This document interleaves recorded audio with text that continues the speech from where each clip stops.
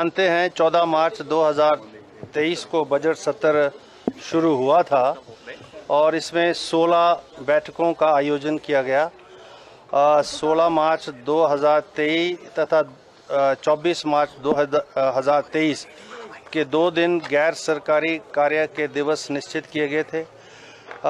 माननीय मुख्यमंत्री श्री सुखविंदर सिंह सुक्खू जी ने 17 मार्च 2023 को बजट अनुमान वित्तीय वर्ष 2023 को सदन में प्रस्तुत किए थे।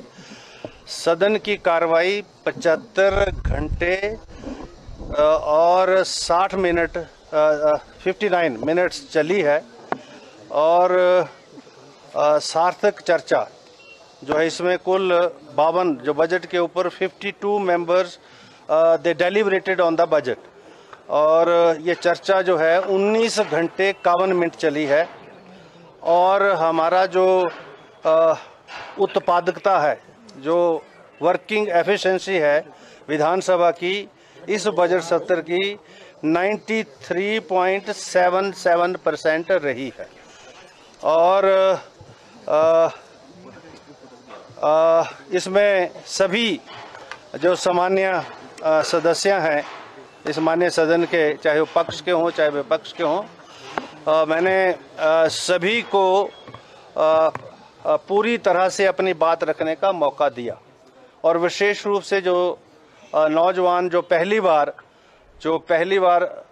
विधायक चुन के आए थे, उनको विशेष रूप से जो है बजट में हिस्सा लेने के लिए और विधानसभा की कार्रवाई में अपने प्रश्न रखने के लिए, अपने विषय रखने के लिए जो है विशेष तौर पर उनका सहयोग किया। और मुझे खुशी इस बात की है कि जो भी नए पुराने तो बहुत एक्सपीरियंस्ड है सारे, और सभी ने अपने अपने तरीके से अपनी बात जो है हिमाचल प्रदेश के मुतालिक, हिमाचल प्रदेश के अलग अलग इलाकों के प्रति और नए जो हमारे सदस्य हैं उन्होंने भी जो है बड़ी सार्थक चर्चा जो है हर विषय के ऊपर इस माननीय सदन में की है।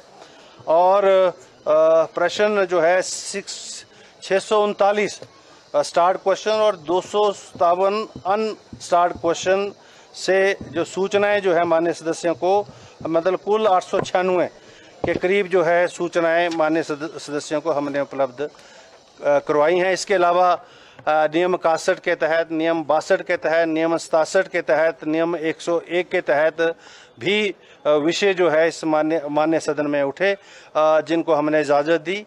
और जो है 16 दिन की इस कार्रवाई में 1200 जो बच्चे हैं, जो छात्र छात्राएं हैं, विभिन्न डिफरेंट एजुकेशनल इंस्टीट्यूशंस थे, वो सदन की कार्रवाई को देखने के लिए यहाँ आए। और जो हमारा ये विशेष रूप से जो बच्चे जो हमारे जो आश्रमों में हैं वो भी लास्ट के दिन पर ही यहाँ आए और मुझसे भी मिले, और सारे बच्चे जिन भी शिक्षण संस्थानों से आए उनसे मैंने बातचीत भी की, विधानसभा की कार्रवाई के बारे में भी मैंने अवगत कराया।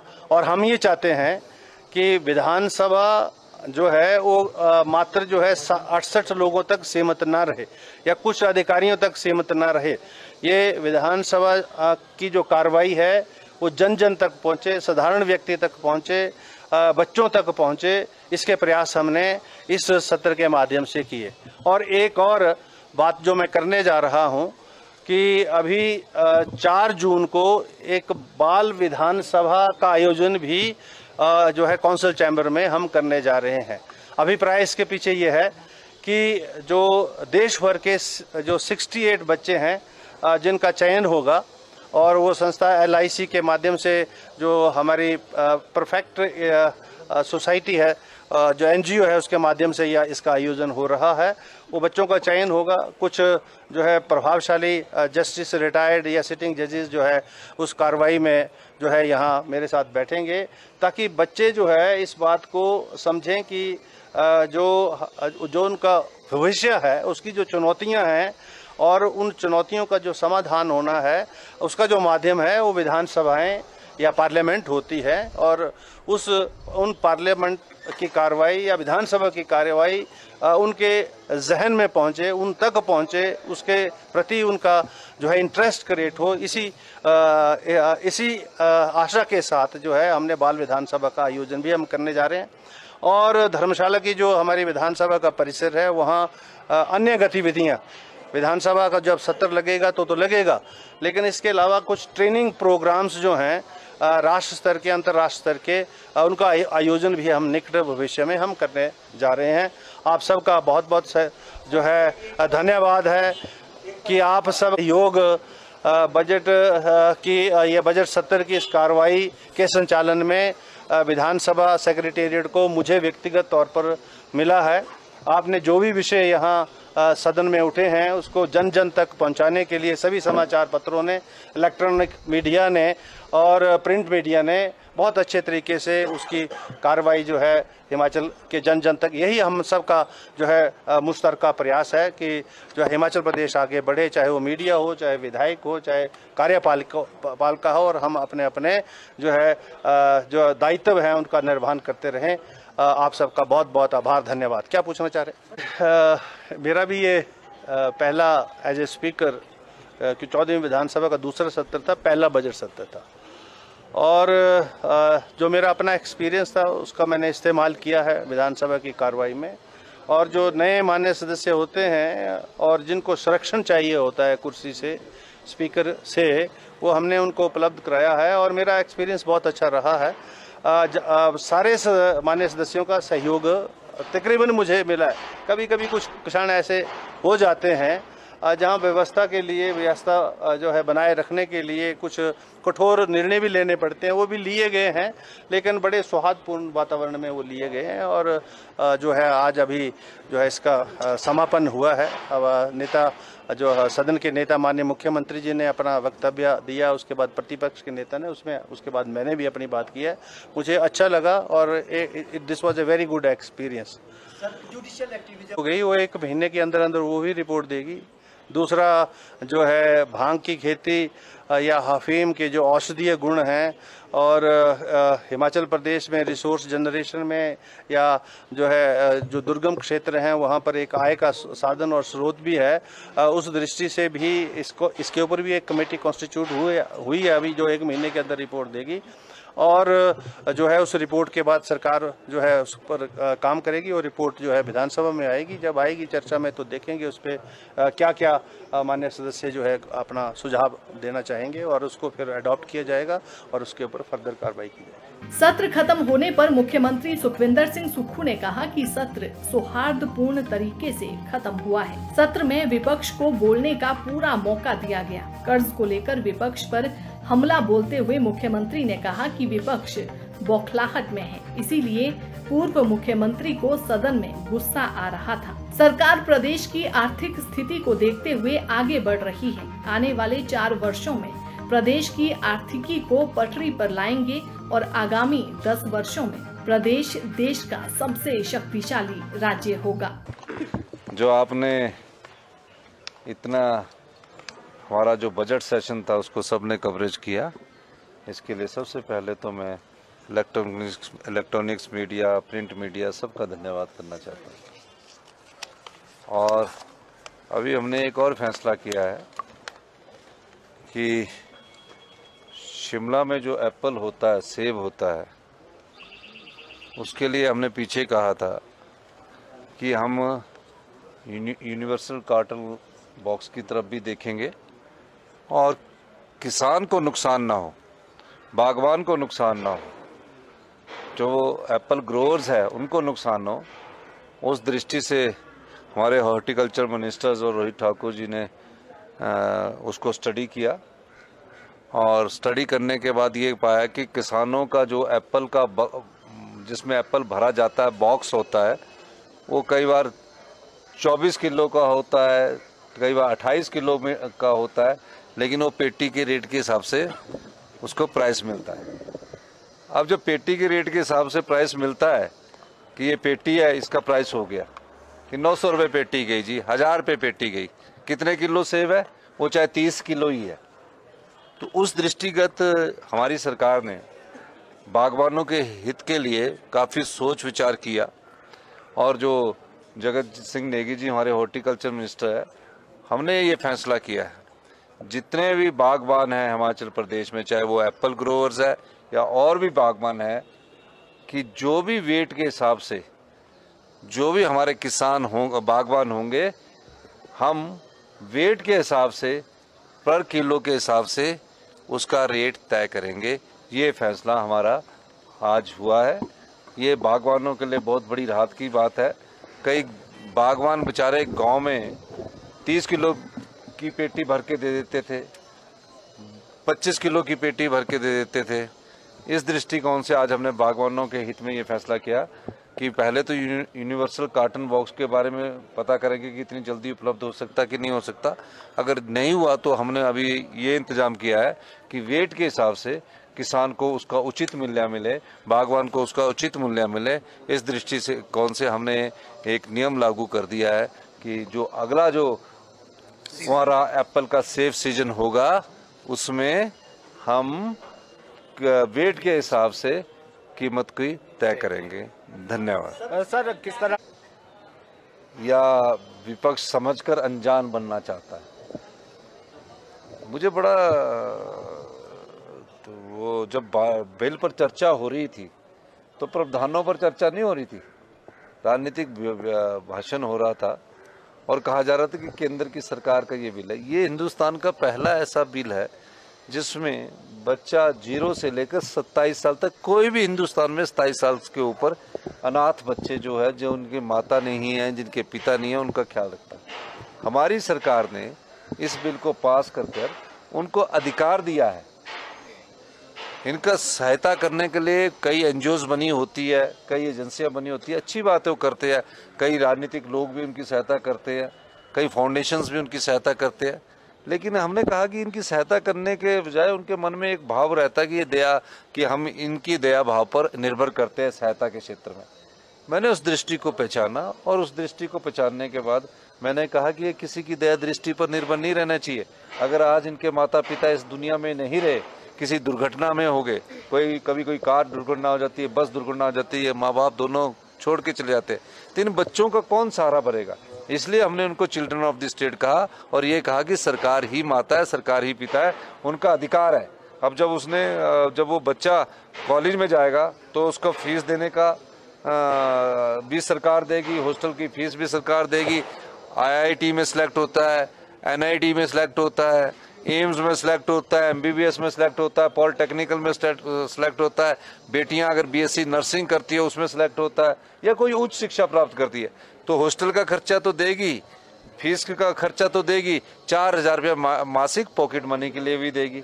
फिर सर्दियों में जैसे अपने बच्चों को घुमाने के लिए ले जाते हैं, उस तरह उनको बाई एयर घूमने की सुविधा दी गई है, 3 स्टार होटल में रहने की सुविधा दी गई है। गर्मी सर्दी के कपड़े कौन से पहनने, उस दृष्टिकोण से दिया गया। ऐसा कोई बिल आज तक आया नहीं है। तो इसलिए ये चिल्ड्रन ऑफ द स्टेट का मकसद है कि सरकार ही माता, सरकार ही पिता, और 27 साल तक उसको अपने सेल्फ उसको खड़ा कर, अपने पैरों पर खड़ा करने के लिए हमारी सरकार हर प्रकार से सहायता देगी। तो जब वो चर्चा कर रहे थे तो केंद्र के बिल का प्रोटेक्शन केयर और उसकी बात कर रहे थे, जबकि उस बिल का इस बिल से कोई लेना नहीं है। ये हिमाचल प्रदेश की सरकार अपने पैसों से 101 करोड़ रुपए का कोर्स स्थापित करने के बाद, और तकरीबन 1 करोड़ रुपया दान में आ चुका है। इस बिल को आज मुझे बड़ी खुशी है कि इसको हमने एक्ट के रूप में लाया है, और उन बच्चों के लिए हमारी सरकार की सामाजिक जिम्मेवारी बनती है, ये उनका अधिकार बनता है।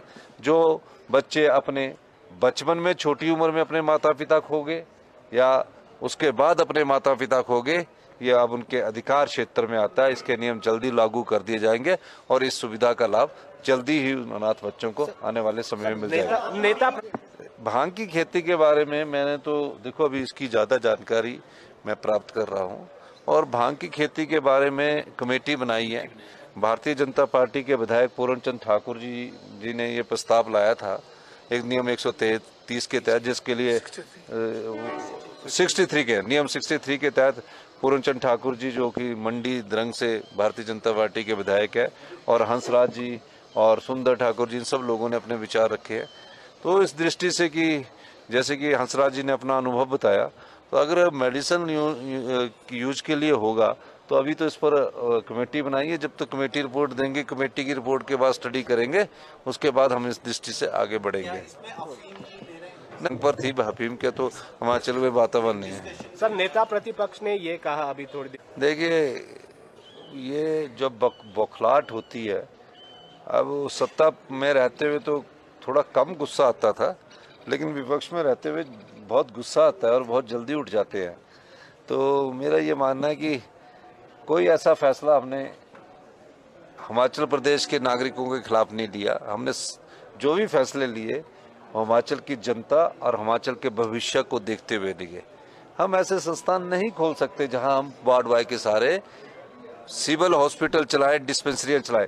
हमारे मेन हॉस्पिटल खाली हो गया, आईजीएमसी खाली है, जहां अभी आपका टांडा खाली है, नेर चौक खाली है, नाहन के जो मेडिकल कॉलेज है, रीजनल हॉस्पिटल खाली है। आप और संस्थाएं खोल रहे हैं, उस संस्थाओं से 2 डॉक्टर, 1 वार्ड बॉय भेज रहे हैं। शिक्षा संस्थानों में बच्चे नहीं है। 286 स्कूलों में तो एक भी बच्चा नहीं आया। 3100 कुछ स्कूलों, 3148 स्कूलों में एक बच्चा है 5 क्लासों को पढ़ाने के लिए। तो हमें अब बने हुए तो 100 दिन हुए, सारा कसूर तो आपका है। पैसे देने को पैसे नहीं, आर्थिक बदहाली की दौर से।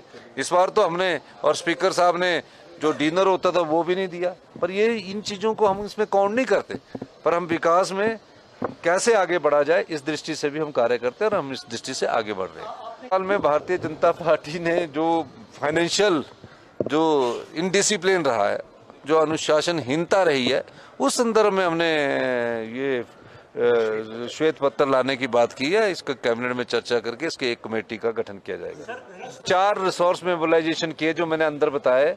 पहला रिसोर्स मोबिलाइजेशन उसमें है कि हमने 172 हाइड्रो प्रोजेक्ट जो है उस पर हमने वाटर सेस लगाया 100 दिन के भीतर, ताकि आय हो और हम अपने जो विकास के कार्य वो रुक ना सके। अभी उससे एक पैसे आए नहीं हुए, लेकिन हमारी मंशा अच्छी है। फिर शराब के जो ठेके थे, शराब के ठेके 10% पर रिन्यू कर दिए जाते थे 4 साल से। हमने फैसला किया कि इनकी ऑक्शन होगी और आज मुझे खुशी है कि 40% की बढ़ोतरी के साथ वो ऑक्शन हुई। ये हमने फैसला किया।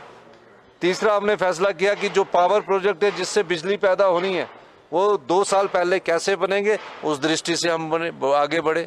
हम हिमाचल प्रदेश को अपने पैरों पर खड़ा करने के लिए कृत संकल्प है। हम दिन रात मेहनत हमारे मंत्रिमंडल के सभी सदस्य इसलिए कर रहे हैं कि हम हिमाचल प्रदेश को आने वाले 4 सालों में अपने पैरों पर खड़ा करें। इसके लिए हमारे मंत्रिमंडल के सभी सदस्य अपनी योजनाएं लेकर आ रहे हैं। बागबानों की स्थिति कैसे बढ़े, इस दृष्टिकोण से आज हमने ये सुधार किया है। तो हमने पहले ही कहा कि हम सत्ता सुख के लिए नहीं आए हैं, हम व्यवस्था परिवर्तन के लिए आए हैं। विधायकों की विधायक निधि बंद हुई लास्ट क्वार्टर की, उसका कारण ये नहीं है क्या मैं नहीं देना चाहता, मैं भी तो विधायक रहना चाहता हूँ। क्यों बंद हुई? इन्होंने ऐसी अव्यवस्था फैलाई है जिसके कारण हमको ये देखना पड़ रहा है कि कैसे हिमाचल प्रदेश अपने पैरों पर खड़े हो। जिस प्रकार से हमारे मंत्रिमंडल के सदस्य दिन रात मेहनत कर रहे हैं, उनकी एक ही इच्छा है, सभी मंत्रिमंडल और सभी हमारे विधायकों की भी और हम प्रदेश की जनता की, कि हमें अपने पैरों पर खड़ा होना पड़ेगा। प्रत्येक हिमाचली पर 93,000 रुपये का 92,838 रुपये का कर्ज है। प्रत्येक हिमाचली पर 6,000 करोड़ रुपया हमको लेना है कर्ज के रूप में। पर हम कर्ज के सारे कब तक अपनी राजनीतिक रोटियां सेकते रहेंगे? इस दृष्टि से हमारी सरकार आगे बढ़ रही है और मैं दावे के साथ कह सकता हूं कि 4 साल में हम अपनी अर्थव्यवस्था को पटरी पर लाएंगे, लेकिन विकास के कार्यों में कोई अवरोध नहीं पड़ने देंगे। और 10 साल में हिमाचल प्रदेश हिंदुस्तान का सबसे समृद्ध और शक्तिशाली और अमीर राज्यों में होगा। बहुत बहुत धन्यवाद। सरकार बनने के बाद ये पहला बजट सत्र था और बजट सत्र के दौरान हालांकि ऑपोजिशन के लिए एक चीज़ की थोड़ी सी कठिनाई रहती है कि नई सरकार के खिलाफ मुद्दे कम होते हैं, लेकिन अब की बार ऐसा नहीं था। और मैं इस बात को कह सकता हूं कि जो मुद्दे आमतौर पर 2 साल 3 साल के कार्यकाल के बाद सरकार के खिलाफ खड़े होते थे, वो मुद्दे अब की बार 3 महीने के कार्यकाल में विपक्ष के पास थे। और मैं सभी विपक्ष के माननीय विधायकों का धन्यवाद करना चाहूंगा कि सारे मुद्दे बहुत प्रभावी ढंग से सदन के अंदर उठाए गए। और जब सदन के अंदर ऐसी परिस्थिति बनी कि जब बात नहीं सुनी गई, मानी गई, तो सदन से वॉकआउट भी किया, सदन के बाहर भी अपनी बात रखी। और जो वर्तमान में, अब मुझे सरकार के बारे में ज्यादा टिप्पणी नहीं करनी, क्योंकि हम विधानसभा के अंदर इन दिनों में काफी बोले हैं, विधानसभा के बाहर बोले हैं, लेकिन मैं इतना जरूर कहना चाहूंगा, एक लोकतांत्रिक व्यवस्था के अनुरूप विपक्ष की जो भूमिका जो हमसे एक्सपेक्ट करती है पूरे जनता प्रदेश की, हमने उस पर खरा उतरने की कोशिश की है। मैं मीडिया वालों का भी धन्यवाद करता हूं आप सबका, और जो कवरेज आप सबने विपक्ष को दी है उसके लिए आप सबका भी आभार। सोशल मीडिया में भी, इलेक्ट्रॉनिक मीडिया, प्रिंट मीडिया, हर जगह कवरेज मिली है।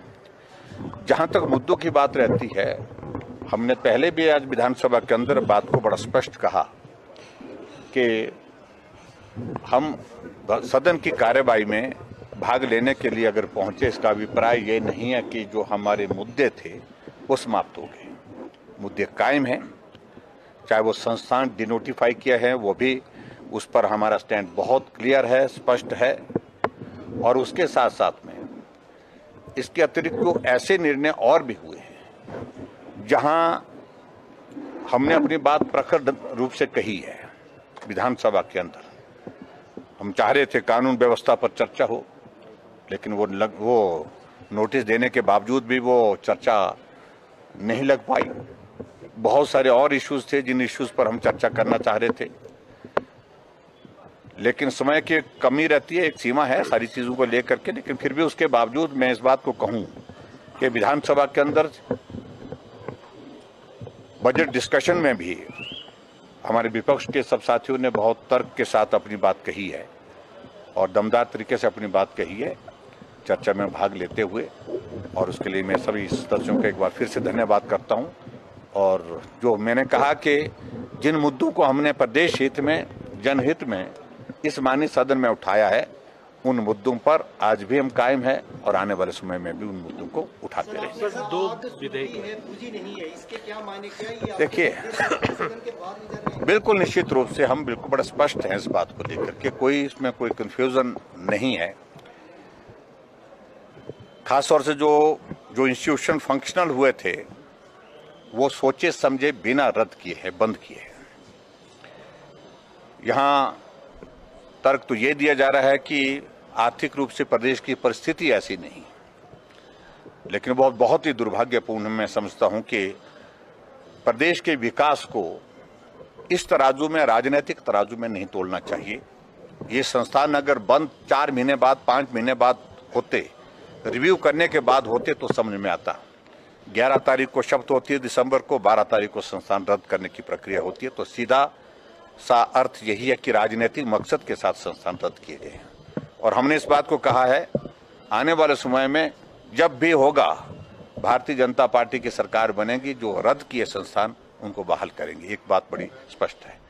दूसरा, एक विधानसभा के अंदर एक बिल जिसका हमने विरोध किया, लोकतंत्र प्रहरी, हमने विपक्ष के ओर से सारे विषय को सत्ता पक्ष के सामने रखा। एक बात बड़ा स्पष्ट करिए कि आप इमरजेंसी के पक्ष में हैं या विरोध में।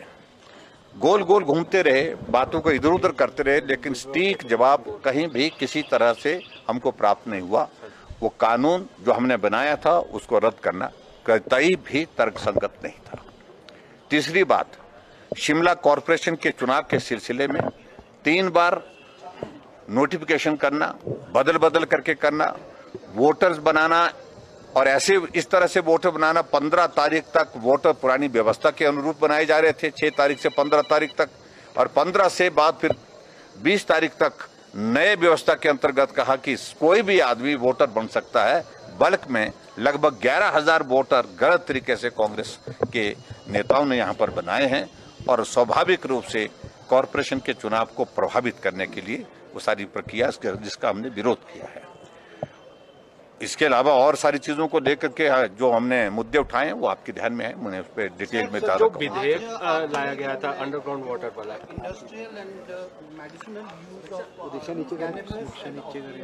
भांग की नहीं देखिए, इस सारे पक्ष में, इसमें दोनों चीजें, पक्ष में विपक्ष में मैं इस बात को कह सकता हूं, और इसको थोड़ा अध्ययन करने की आवश्यकता है, जल्दबाजी नहीं करनी चाहिए। क्या हम एक कंट्रोल्ड एटमॉस्फेयर में ये परमिशन अगर देते हैं तो उसको हम करने की स्थिति में हैं?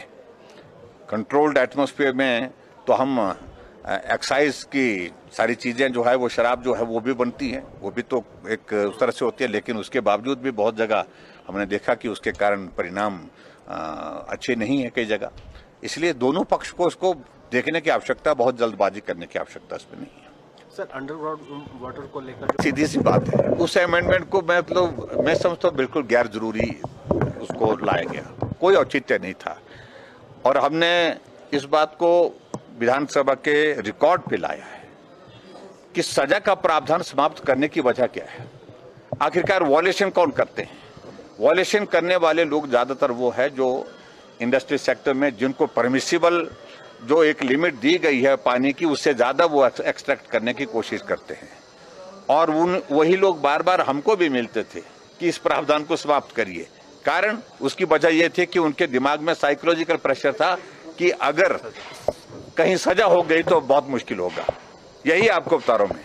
और उसी बात को लेकर के ये सारा विषय, मैं इंडस्ट्री के खिलाफ नहीं हूं, इंडस्ट्री को तो हम सिंगल विंडो के माध्यम से जो परमिसिबल रिक्वायरमेंट उनकी है उसका प्रावधान करते हैं, और चाहिए होता है उसके लिए परमिशन देने के प्रावधान उसमें है। जैसे मंत्री जी, उप मुख्यमंत्री जी ने कहा इस बात को कि विद इन 60 डेज जो है वो परमिशन देनी पड़ेगी। वो सारे प्रोविजन होने के बावजूद वो सजा को हटाने की वजह क्या है? सिर्फ एक ही बात थी उस पर, क्योंकि एक साइकोलॉजिकल इम्पैक्ट जो है उनके दिमाग में जो पड़ा होता था, जिसके कारण वॉयलेशन में उनको करने में जो थोड़ी कठिनाई आती थी, उस कारण से लाया गया। मेरा कहने का मतलब ये है, स्वभाव बहुत अच्छा है, अब कहीं को पसंद है कहीं को नहीं है। पहले मेरा स्वभाव बहुत पसंद आता था, अब आजकल उनको नहीं पसंद आ रहा है, क्योंकि भूमिका शायद उनकी ही बदली है, और मैं पहले भी इसी तरह से रहता था, आज भी इसी तरह से रहता हूं। लेकिन मैं इतना जरूर कहना चाहता हूं कि हमने अपने स्वभाव से विपरीत नहीं है, जो जिम्मेवारी है उस जिम्मेवारी का एहसास है, उस जिम्मेवारी को निभाना मेरा दायित्व है। Thank you. पड़ रहा है कि भी वो क्या कर रहे हैं, उल्टा सीधा बहुत सारी चीजें कर रहे हैं, मामले कोर्ट में भी हैं, और इसलिए हास्य का विषय बना है। लेकिन फिलहाल मैं उसमें कुछ नहीं कहना चाहता हूं। चुनाव में हम भी जाएंगे, दम के साथ जाएंगे, मुकाबला